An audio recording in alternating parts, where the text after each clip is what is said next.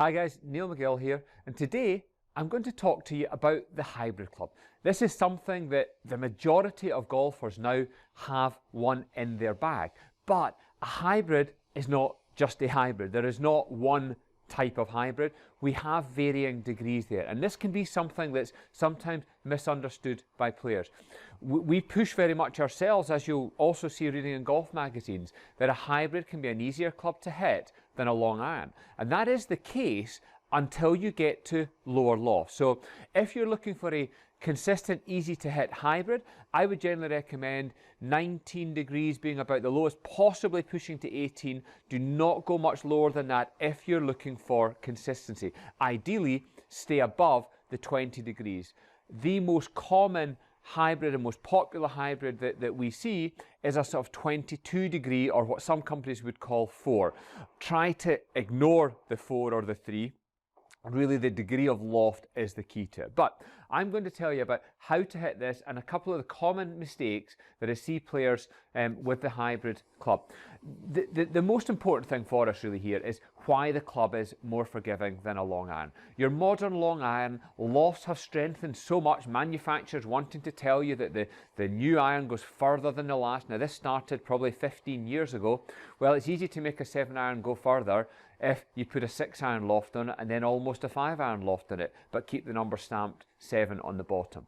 So that has strengthened lofts, and that's fine when we have more weight in the back of the club head. We can create a 7 iron flight with an almost 5 iron loft in old money until you get down to the lower irons. Your modern 3 iron is about a 1.5 iron loft. So that's not an easy club to get consistently in the air unless you have a very consistent ball strike and a high enough club head speed to help generate the spin required to get the ball in the air. So hybrids have a fantastic purpose and they're designed to help us. The sole on the hybrid is wider.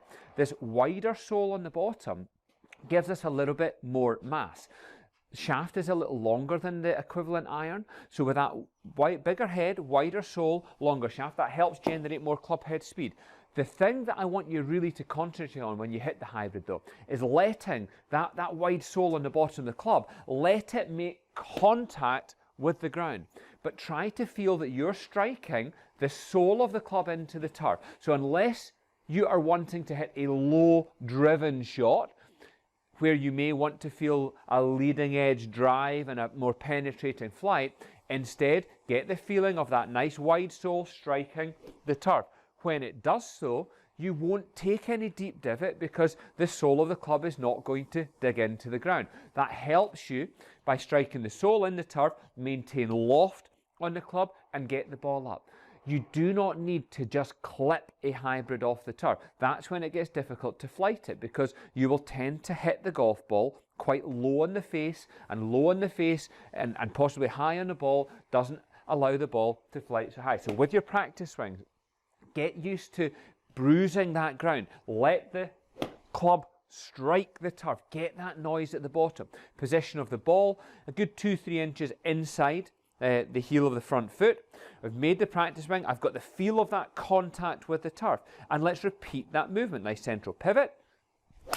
We get a good contact at the bottom. So we get a ball turf contact. I'm not sweeping that. I am striking that club head into the back of the ball and into the turf. This is going to create the lift and give me the loft and impact that I require to get the ball up in the air. So once again, practice swing with contact, set up to the ball. I've got that feeling now. I know where the ground is. I have the feeling of where the turf is. So I'm going to set up to the ball and I'm going to do the same thing. I'm going to strike ball and turf.